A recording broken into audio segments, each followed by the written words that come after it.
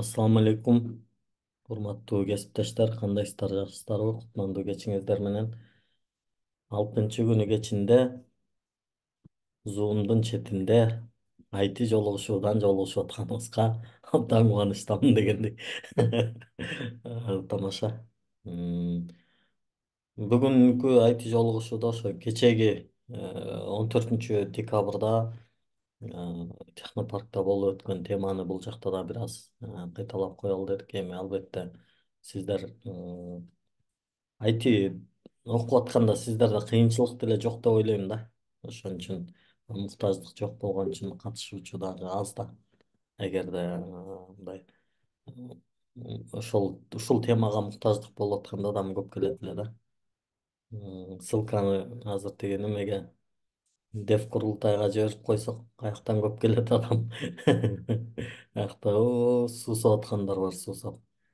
Так, жакшы.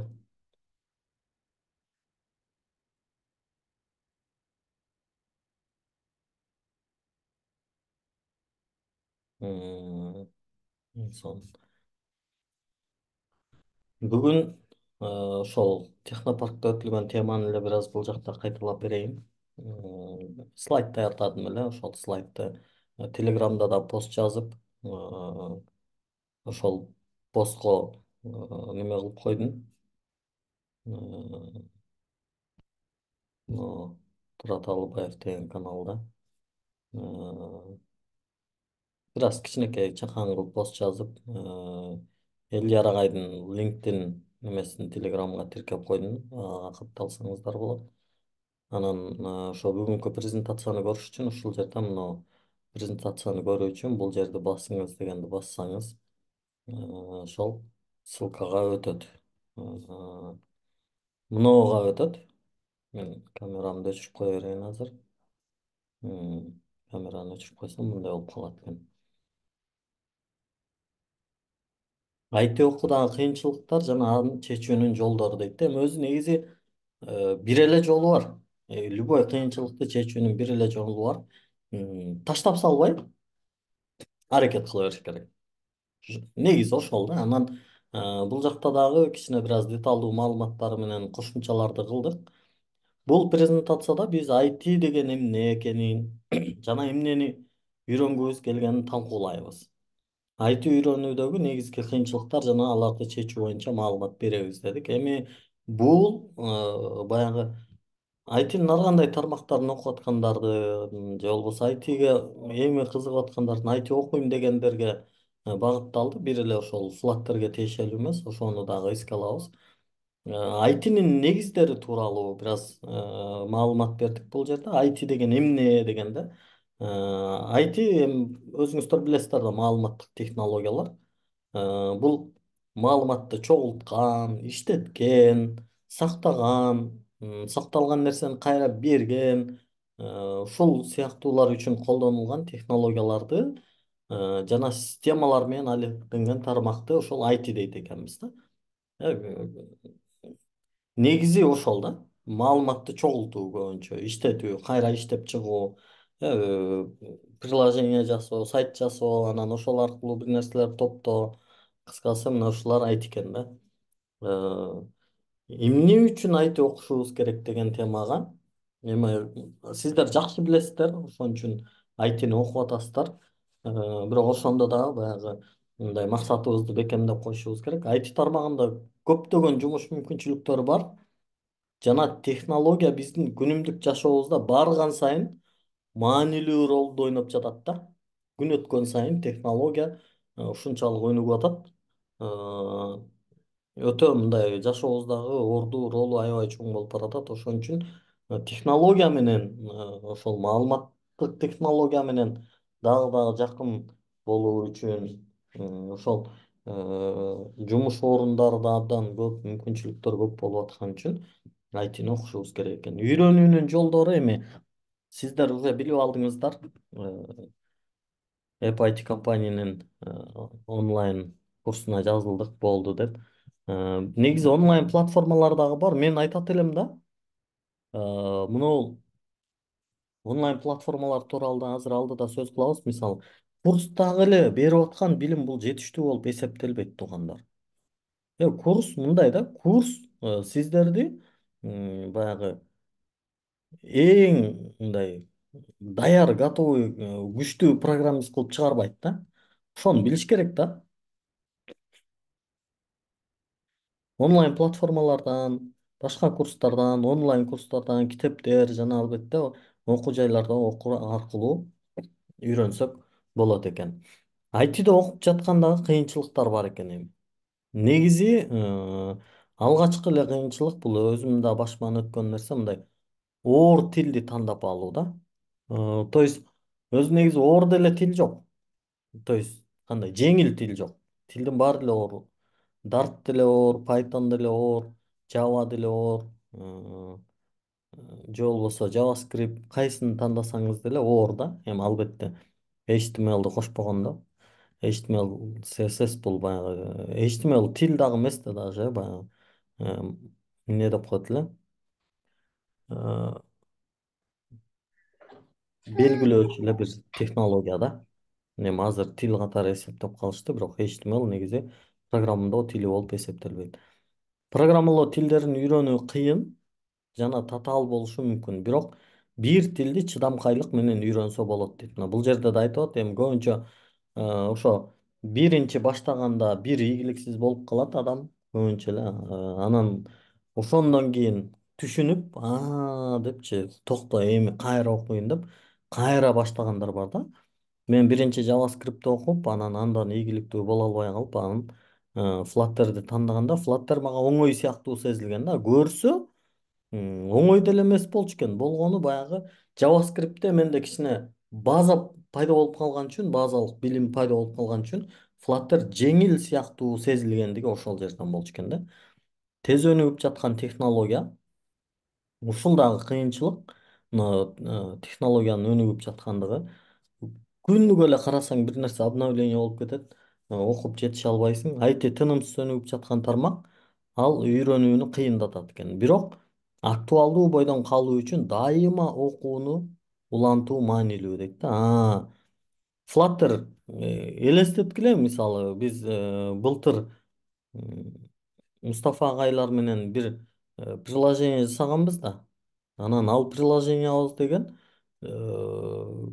каралбай жатып калган. Анан быйыл кайра ошону эле пайдаланалы десек, коддорунун баары кыпкызыл болуп атат да, ката берип, запуск болбой кыйнап атат да. Демек, андан бери канча нерсе обновление болуп кетти. Ошолордун баардыгын бир катар тууралаш керек болуп калды да. Мына ушундай көйгөйлөр болуп турат. Темалардын иретсиздиги. Бул айрыкча жанагы өз алдынча окуган учурда онлайн платформалардагы сабактардын иретсиздиги да. Эми Coursera сыяктуу, Udemy сыяктуу платформадан алсаңыз да ирети бар, бирок дисциплинанын жоктугу, анан YouTube'дан көрүп аткан сабактардын иретинин жоктугу, мындай лист кылып таап албасаң, бул аябай адам концентрациясын бузуп, окуп аткан мотивациянын баарын өлтүрүп ушентет да. Э, Кыйынчылыктардын себептери жана аларды кантип жеңсе болот. Негизи кыйынчылыктардын ошол биринчи эле себеп азыр да айтып өткөндөй дисциплина. Эгерде дисциплинаңыз жетиштүү болбосо, буларды балким жазып жазып деле алса болот, эртең кайра кайталап көрүп атканда ушул нерсеге дагы токтолсоңуздар болот да. Эгерде мындай баягы орусча самодисциплина дейт го. э, Өз өзүңдөгү бир эрктин, мындай тартиптин жоктугу да. Тартип дегенде кандай болуп калат? Дисциплина, түшүндүңүздөр да. IT үйрөнүү үчүн өзүн өзү тарбиялоо керек. Мындай мен күнүгө 1 саат окуйм деген өзүңө эрежени койдуң, окушуң керек. Жарым саат болсо жарым саат. Көбүнчө жаңы баштаган учурларда ушу күнүгө окуу абдан оор болот да, ошону саатын аз коюш керек. Мүмкүн болсо 15 мүнөт жетиштүү. Элестетиңиздер, 15 минутадан күнүгө окуу бул аябай мындай адамга оор бир жүк да. Бирок өмүр ансыз деле өтүп жатат да ошол. Өтүп жаткан өмүрдүн жок дегенде 15 мүнөтүн өзүңдү өнүктүрүүгө, билим алууга жумшабасаң, анда бул аябай чоң көйгөй да. Э? өзүңүзгө программа түзүп максаттарды коюу менен тартиптүү иштей аласыз дейт э. Мындай ирээттүү тартипта, тартиптүү десем мындай тыпыйып жакшы отурган бала эмес, ирээттүү дегендей максатты айтып атабыз. Өзүңүзгө программа түзүшүңүз керек. Бул мындай каждый илгери менде ушундай болот эле, адам программа менен жашаш керек экен десе, күнүгө ар бир даже туалетке мынчада барам деп ошого чейин жазып алып, анан ал аткарылбай калса, анан өзүмдө баягы неме, тиги выгорание пайда боло берет эле да. Мен жакшы адам болбой атам, мен баягы өзүмдү жакшы өнүктүрбөй атам, туура кетпей атам деп кыйнала бересиң да. Немени туура коюп албаса. Мындай ошонун баарын тактап коюу бул шарт эмес да, зарыл эмес. Мындай каждый саатыңды, каждый минутаңды коюу бул мындай мүмкүн болбогон нерсе да. Ошон үчүн ага жанды кыйнаштын кереги жок. Күн деген ар кандай өзгөрө берет, өтө берет. Ошого эле ылайыктап эле ары бери жылдырып алса боло берет да. Туура ментор жана коомдоштукту тандап алуу да. Ушул дагы мындай же болбосо ошону туура таппоо дагы мындай туура курсту таппоо, туура менторду таппоо, туура эмес чөйрөнү тандап алуу дагы ушул кыйынчылыктардын себептеринен. Насаатчыдан же мугалимден колдоо алуу кыйынчылыктар менен күрөшүүгө жардам берет. Э, Бир эле мындай бир мугалимди эле тегеректеп эле баарыңар эле ошонун тынчын ала бербей, бул жерде мүмкүн болушунча э, баарынан бирдей сураганга аракет кылыш керек да. Бир мындан сурайын, бир мындан сурайын. Э, Анан албетте ошол менторго мамиле кылып атканда дагы өтө маанилүү маселе да. Ментор бул сага жооп берүүгө милдеттүү инсан эмес. Любой мугалим, ментор бул сага жооп берүүгө милдеттүү адам эмес. Бирок ырас жардам берейин деди. Суроону жазганда жакшынакай кылып ирээттеп, э? Саламатсызбы агай, саламатсызбы эжей, мисалы Айпер эжей. Менде мындай көйгөй болуп атат. Мына ирээти менен жазасыз да. Мен өзүм мындай нерсе кылайын дедим эле. Эп бардагы текстти центрге коеюн дедим эле. Мындай кылып кодду жаздым. Коддун мисалын кошо көрсөтүп, аны скриншот кылып тартып, сүрөткө тартып эмес. Сүрөткө тартканда бирөө кыйшык тартат, бирөө түз тартат, бирөөнүн камерасы начар, бирөөнүн колу калчылдап кеткен, коду окулбайт. Эптеп эле жөнөтүп коеюн деп эмес, скриншот кылып, э, эп бардын ортосундагы, үстүндөгү эп бардагы текстти центрге кылайын дедим эле. Могу кодду жаздым, мынакей ал код. Анан жыйынтыгы мына. Меники мынтип кыйшайып калды, бир жагында болуп калды, центрге болбой атат. Деп, мындай ирээттүү кылып сурооңузду берип туруп, жиберип коюш керек. Болду. Анан жиберип алып сразу күтүп отура бербеш керек. Балким окуду, сразу окуду жибергениңди, бирок жооп берген жок. Анан сөгүп, эмнең жакшы көргөн баласы, бол тезирээк жооп бербейсиңби? Мен сени күтүп атам, күтүп отура беремби? Деп эмес да. Ал балким кичине карап чыгат, изденет. Же болбосо ал ошол учурда жолдо маршруткада кетип бараткан, же билбем уктап аткан, же мисалы көбүнчө дагы сиз Европадасыз, ал жактан сизде саат 11, бул жакта саат түнкү 3. Ал просто эле телефонго СМС келип калганда чочуп ойгонуп кетти, карап ийди. Анан деп кайра жаап өчүрүп уктап калды. Эртең жооп берейинчи деп. Ушул сыяктуу ситуациялардын баардыгын эске алып, эми баары бир сиздер программист болуп калган адамдарсыздар да, алдын ала кээ бир мындай логикалык ой жүгүртүүлөрдү кылган туура болот. Э? Коомчулукта же форумда башка окуучулар менен баарлашуу да пайдалуу болушу мүмкүн. Мына Telegram группаларыбыз бар.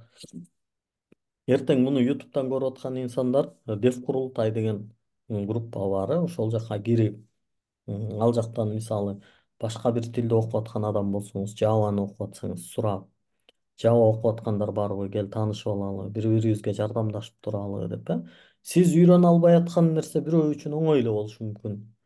же болбосо башка бирөө кыйналып аткан нерсе сизге оңойлуу болушу мүмкүн. Ошол нерселерде бири бириңиздерге дагы жардамдашыңыздар. А могу биздин Flutter'да окуп аткандар, Flutter группалар бар, ар биринин өзүнүн группасы бар. Группада жакшы окуп аткандар бар, тез кетип аткандар бар. Ошолордон сурап, мурда кичине базовый билими барлар тезирээк алып кетет экен, кыйналбай. Мына ошолорду байкап, мага жардам берип коюңузчу деп суранып. Суранганда ошо ментордон сурангандай эле эмне кылыш керек?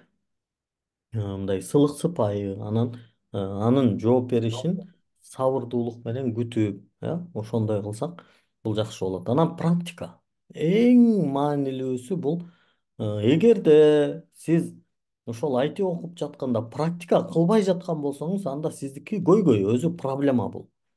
Ошол көйгөйдү чечүү үчүн эң жакшы жол бул практика кылуу. Бир нерсени үйрөнүүнүн эң жакшы жолу бул практика.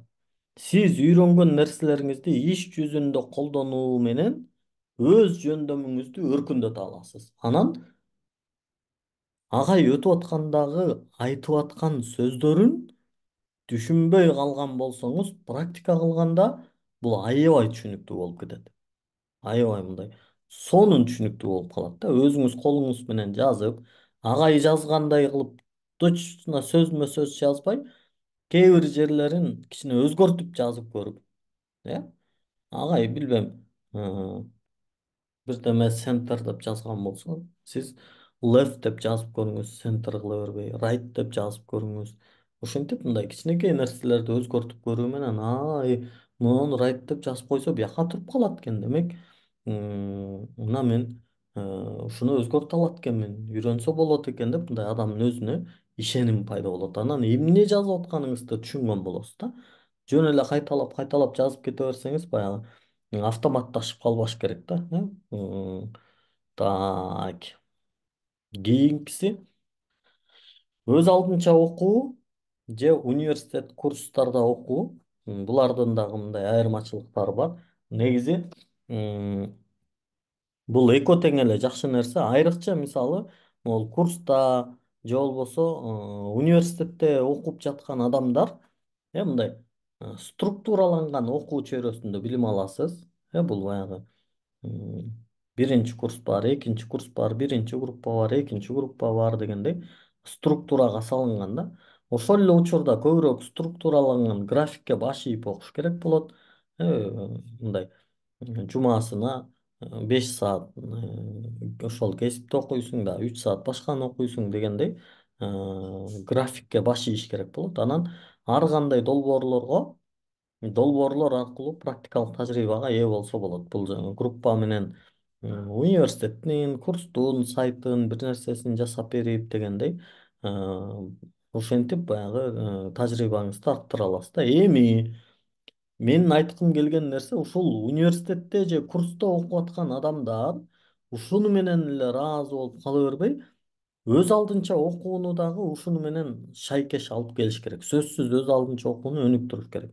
Же болбосо бул жактарда окубай деле адам өз алдынча окуса болот. Эгерде дисциплинасы жакшы болсо, сиз өзүңүзгө ылайыктуу окуу программасын аныктап алсаңыз болот. Эч кимге баш ийбей өз алдыңызча, мисалы күнүгө мен 24 сааттын 20 саатын окуйм десеңиз деле сизди эч ким тыйбайт. Же болбосо күнүгө жарым саат эле окуйм, андан ашык окубайм десеңиз деле бул боло берет. Но могул жакта окуп атканда деле сиз ушуну дагы өз алдыңызча адатка айлантышыңыз керек да. Мисалы 2 саат курска катыштыңыз, андан тышкары мен күнүгө жарым саат тапшырма карайм, өз алдымча окуйм деп. Өз ылдамдыгыңызга жараша окусаңыз болот. Могул структураланган графикти күтүп отурбай, үчүнчү күнү качан болот анан ошол күнү бизге сабак кирет, агай сабак өтөт деп отурбай, өз ылдамдыгыңызга жараша бир курсту, онлайн курсту таап аласыз да, тыткан боюнча өзүңүз кете бересиз. Колдонмо долбоорлорду жасоо менен өз жөндөмүңүздү өркүндөтө аласыңыз. Ошол окуп аткан учурда эле улам кичине бир үйрөнгөн нерселерди жасап өзүңүздү өнүктүрүп алдыга жылдырышыңыз керек болот. Онлайн курстар жана башка ресурстар, жана да айтып өткөнүмдөй, мына онлайн курстар бул сиз кандайдыр бир курста окуп жатсаңыз деле, биздин курста окуп жатсаңыз деле, ушул жактардан сиз кошумча дагы эмнелерди, курстарды таап окушуңуз керек. Мына Udemy'den, Courseraдан, YouTube'дан, могу Code Academy сыяктуу платформалардан IT билим берүү үчүн курстардын мындай кеңири спектрин сунуштайт дейт да, мындай. Баягы биздеги бир агай өткөн, Мустафа агай өткөн сабакты эле анан кечке карап отура бербей, аны күтүп отура бербей эмне кыласыз? Бул жактан толтура мындай Анжеланыкын карап көрүп, анан тигил дагы кимдер бар эле, берки м, Гоша, Мошаныкын карап иши кылып, салыштырып көрүп, түрктөр дагы бар, орустар бар, украиндер бар.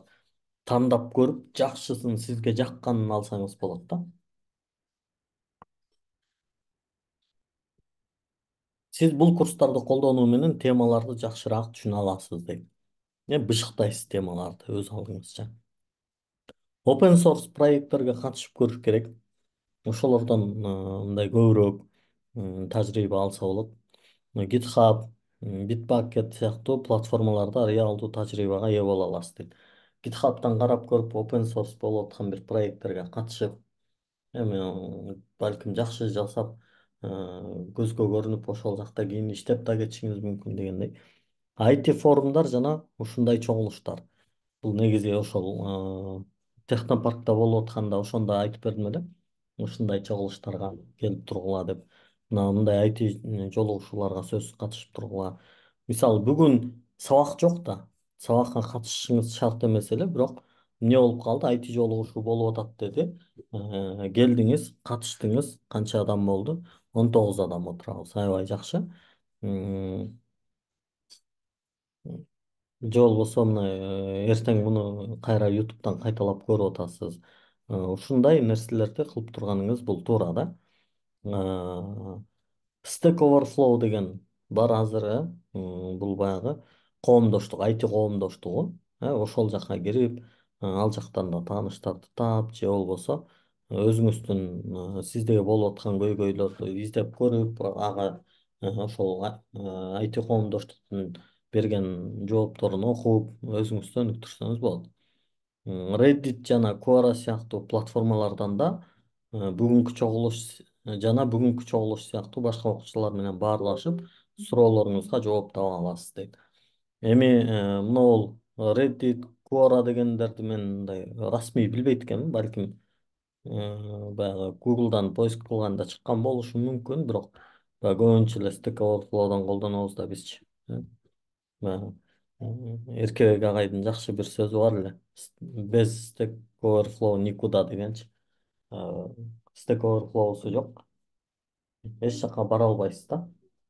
Анан андан тышкары ошо мындай группалаштар же болбосо жакшы санаалаштар ушул темада мындай бири бириңиздер менен баарлашып, бири бириңиздерге жардамдашып турушуңуздар керек.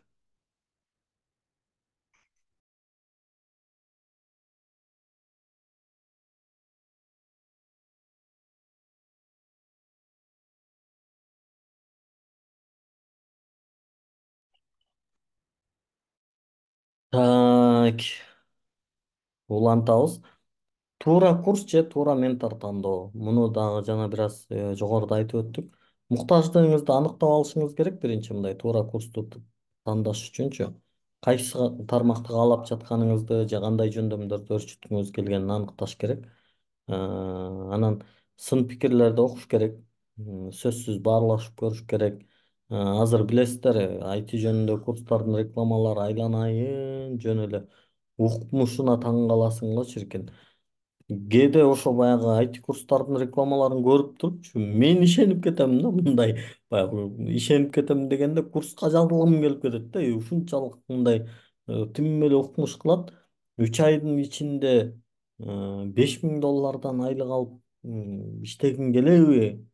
Биз мындай 100% гарантия ошого жеткиребиз.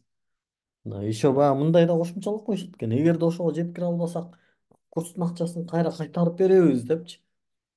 Аны курс башталгандан кийин ал сөздөрдү унутуп деле каласың. Бирок негизи андай сөздөрдү колдонуу аябай опасный азыр бизде деген. баягы адам укуктары мындай жакшы корголбогон үчүн ушуларды мындай конкретно мындай келишим кылып жазып алып туруп анан курсту баштабаган үчүн эртең курстун ортосуна келгенде эле курсту таштап качасың, окубай коесуң, анан окубай койгонуң аз келген берген акчаң калат ошол жакта, эмнеге бергениңди деле унутуп каласың, анан акчаңды сурасаң бербейт, кайтарып бербейт, сен окубадыңбы же окуу аягына чыгар уже бердиң да дейт да. Эми ушундай маселелер бар да. Эгерде ошонун баары мындай келишим кылынып кол коюлуп болгондо анда андай маселе болбойт эле. Мен ойлойм да, мисалы Германияда, Европада болгондо соттошуп кетишсе керек эле. Э, Так, акысыз сабактар артыкчылыктарын колдонуңуз. Баягы пробный, бесплатный сабак деп коюшат го. Мындай байкоо үчүн акысыз сабактарды уюштурушат. Бирок ошондо дагы көбүнчө баягы курсту аябай мактап, анан мындай жеңил эле нерсени көрсөтүп берип, ал жерде дагы адамдарды мындай манипуляциялаганга аракет кылышат да. Ошону менен мындай ынандырганга аракет кылып, курска жаздырганга аракет кылышат. Аны да байкаш керек, бирок ошондой жерге барып IT эмне экени жөнүндө маалымат топтосо дагы болот. Бул эми албетте баягы эми курска жазылам деп аткандар үчүн да, эртең кайра муну YouTube'дан көрүп калгандар үчүн. А биздегилер эмне болду уже багытын тандап мобильный разработчик болом деп тандап алышты да. Ал башка маселе. Так, IT билимиңизди эми мындай ийгиликке айлантуунун убагы келди да. Ушу IT билим алдыңыз, окудуңуз, бир нерсе үйрөндүңүз. Кантип аны мындай ийгиликке айланта аласыз? Жөн эле мындай окуп жүрө бербей, ошол көбүрөөк практика кылып, кылган практикаңызды мындай кылса болот экен да. Оригиналдуу болуңуз жана өзүңүздү өзүңүз өнүктүрүңүз дейт. Мындай бирөөнү ээрчип, бирөөнү көрүп, ушул кээде мындай башында болот. Бул деле жакшы, мындай бирөөнү ээрчип, ушул мобильный жакшы деп атат деп кирип аласың, бирок кирип алгандан кийин анын жакшы экенин түшүнгөндөн кийин өзүңдү өнүктүрүшүң керек. Чыгармачыл ой жүгүртүүгө жана ар дайым жаңы көндүмдөрдү үйрөнүүгө аракет кылыңыз дейт. Жаңы скиллдерди, жаңы нерселерди, жаңы жөндөмдөрдү мындай өз алдыңызча ошону үйрөнүшүңүз керек болот да мындай. Болду деп эле ушул билимди алдык, окудук, үйрөндүк. Илгери биздики ушундай болгон да. Баягы немеге барса эле 5 жыл университетте бир жолу окуп койду, анан болду да. Анан кийин кыйраттым деп 40 жыл бою ошону менен иштеп жүрө берген да. Вот ошол болбойт да. Мындай ар дайым өзүңүздү өнүктүргөнгө аракет кылып, оригинальный болушуңуз керек да. Ушул мындай ийгиликтүү болуунун эң жакшы сырларынын эле бири ушул ар дайым жаңы нерселерди үйрөнүш керек. Азыр мына IT тармакта иштеп аткан биздин окуучуларыбыздын баары эле, кесиптештерибиздин баардыгы эле ар дайым өзүн өнүктүрүп, мындай тытынып аткан үчүн иштеп жүрүшөт, иштей алып атышат да. Эгерде антип өзүн өнүктүрбөсө, тез эле жумуштан чыгып калышмак. Анан мындай ар дайым жаңы мүмкүнчүлүктөрдү издеңиз. Мүмкүнчүлүктөрдү, IT тармагындагы мүмкүнчүлүктөрдү изилдеп, кызыкчылыктарыңызга дал келгендерди үйрөнүп, издеп, таап аракет кылсаңыз аябай жакшы болот. Бул ошол немеге дал келгендерин, сиздин кызыкчылыгыңызга, сиздин жөндөмүңүзгө дал келгендерин үйрөнүп алып кетсеңиз аябай жакшы болот. Анан команда менен иштөөнү үйрөнүш керек экен. Бул дагы Нуржамал же микрофонду өчүрүп коесузбу? Жок. Мхм. Жакшы. Команда менен иштөөнү үйрөнүңүз. IT долбоорлорунда командалык иш бул өтө маанилүү экен. Мындай жакшы баарлашуу, кызматташуу көндүмдөрүн да өнүктүрүш керек экен да. Мындай бир бөлүгүн ал жасап бериш керек эле, сенин бөлүгүң даяр, бирок тигини күтүп калдыңыз, анан кыйын болуп эле. Ушинтип жүрө бересиңби? Шалпайып, бүтүрүп бербейсиңби эртерээк? Мен сени күтүп жүрө беремби деп, дагы мүмкүн болушунча канчалык мындай гибкий болуп, баарлашканды үйрөнүп, кандай болуп калды, кыйналбай эле аткарып атасызбы, жардам керек эмеспи деп ал акыбалын сурап, чогуу бүтүрө калалыбы же билбейм канча убакытта бүтүрө аласыз, канча күтүп турайын дегендей кылып, сылык сыпаа болуп дегендей, булар дагы өтө маанилүү экен. Командада иштөө эми негизи эле бул аябай любой эле тармакта маанилүү нерселердин бири. Так, ушул экен. Турат Алыбаев дейт. Эми бул жактарын билесиздер, мен жеке Gmail почтаман могул неме. Любой эле соц тармакта ушуну менен жүрөм го, Инстаграмда, Телеграмда, буларды жакшы эле билесиздер. Катышканыңыз үчүн чоң рахмат, урматтуу кесиптештер. Абдан кубанычтамын. Пайдалуу болду деген ойдомун. 20 адам болуп калыптырбыз, сүйүнүп атам. Кудай буюрса, мунун ссылкасы баягы Телеграмда бар. Ошол жактан алып, колдонуп, кааласаңыздар, мындай өзүңүздөрдүн бир чөйрөңүздөр болсо, бир жакка сүйлөп бергиңер келсе, IT жөнүндө бирөөлөр маалымат сурап атса, жөнөтүп кое бериңиздер. Бул баягы ачык эле нерсе, жашыруун эмес. Мен маалыматтарымды кызганбайм, баардыгы ачык эле, адамдар таратып эле атышат ар кандай эле. Көрдүм, кээ бирөөлөр Инстаграм ачып алышыптыр, кээ бирөөлөр Телеграм ачып алышыптыр. Мен маалыматтарымды ошол эле боюнча жиберип коет экен. Даже баягы Турат Алыбаев дегенин деле өчүрүп алышпайт. Өткөндө бирөөгө айттым, мен мунун мындай өзүң жазгандай кылып жөнөтүп атасың, хотя бы Турат дегенин өзүңдүн атыңа алмаштырып албапсың, бир өзүң деле окуп чыгып койсоң десем, уялып калды. Анан жок агай, ошо сиздики экени билинип турсун дедим эле дейт. Анан меники экени билинип тургусу келсе, эмнеге Телеграм канал ачып алат? Ошондой. Уялбай эле, тартынбай эле каалаган адамга жөнөтө берсеңиздер болот. Окуңуздар, өзүңүздөрдү өнүктүрүңүздөр. Сөзсүз пайдалуу болот деп ишенем. Ар күнү кичине болсо да бир нерсе үйрөнгөнгө аракет кылыңыздар. Кичинекей эле бир нерсе болсо да, просто туруктуу болсо, күнүгө өзүңүздү өнүктүрсөңүз, Кудай буюрса күн келет, өлкөбүздүн өнүгүүсүнө чоң салымдарды биргеликте кошобуз. Ошол, урматтуу кесиптештер, бүгүн айтайын дегеним ошол, мына технопаркта болуп өткөн IT жолугушуу болчу. Анан муну дагы бир жерге суранып атышат, студенттердин жатаканасына. Ошол жактан көрүшүптүр.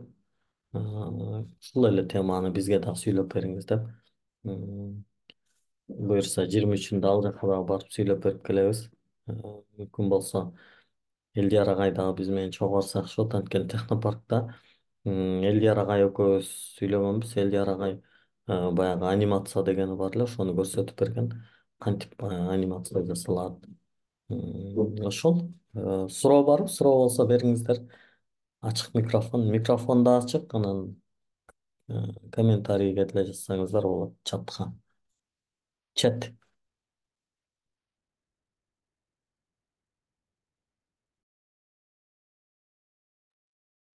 Барбы суроолор? Суроо деле жок болуш керек, анткени сиздер билген темада.